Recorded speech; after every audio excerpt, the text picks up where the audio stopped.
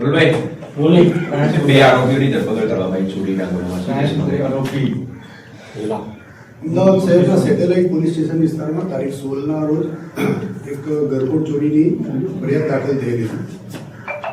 જે ચોરીના કામે ફરિયાદીના રહેણાંક મકાનની બારી લાકડાની બારીના સ્ટોપર કોઈ સાધન વડે ખોલી કાઢવામાં આવેલા હતા, જેમાં લોખંડની ગ્રીલ લગાવેલી હતી, જે કોઈ સાધન વડે કાઢી ઘરમાં પ્રવેશ કરી ઘરમાં મૂકેલા રોકડ અને સોનાચાંદીના દાગીના તેમજ ફરિયાદીના ઘરમાં પોતાના પ્રોટેક્શન સારું લગાવેલા સીસીટીવી કેમેરાનું ડીવીઆર મળી કુલ 1,47,26,000ની ચોરી થયેલાની ફરિયાદ નોંધાયેલ.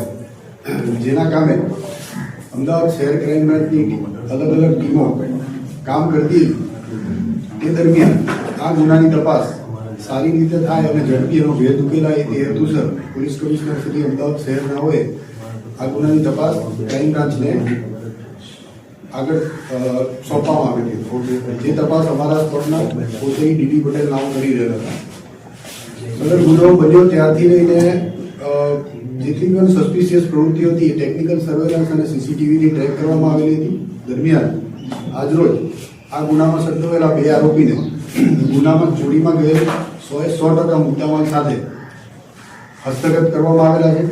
જેમાં આરોપી નંબર 1 કમલેશ ઉર્ફે ભૂગો કાંતિભાઈ સોમાભાઈ આસુંદ્રા, રહેવાસી ખોડિયારનગર, ગુજરાત હાઉસિંગ બોર્ડ, ચાંદખેડા. બીજા અન્ય આરોપી છે મેહુલ મથુરભાઈ પરમાર, રહેવાસી શાહપુર. નાઓને ડિટેન કરવામાં આવેલા છે. તેઓ પાસેથી સદર ગુનામાં ચોરીમાં ગયેલ મુદ્દામાલ પૈકીના 45 લાખ રૂપિયા રોકડા, સોનાના દાગીના કુલ વજન 2 કિલો 278.990 ગ્રામ, કિંમત રૂપિયા 1,01,75,000. ચાંદીના દાગીના કુલ વજન 557.400 ગ્રામ, કિંમત રૂપિયા 50,000નો મુદ્દામાલ કબજે કરવામાં આવેલો છે. આરોપીઓ વિરુદ્ધ કાયદેસરની કાર્યવાહી હાથ ધરવામાં આવી. સાહેબ, આ બંને આરોપીનું બેકગ્રાઉન્ડ શું છે? આરોપી નંબર 1 કમલેશ ગુનાહિત ઇતિહાસ ધરાવે છે. અગાઉ 10 ગુનામાં ગરફોડ ચોરીના ગુનામાં પકડાઈ ચૂક્યો છે.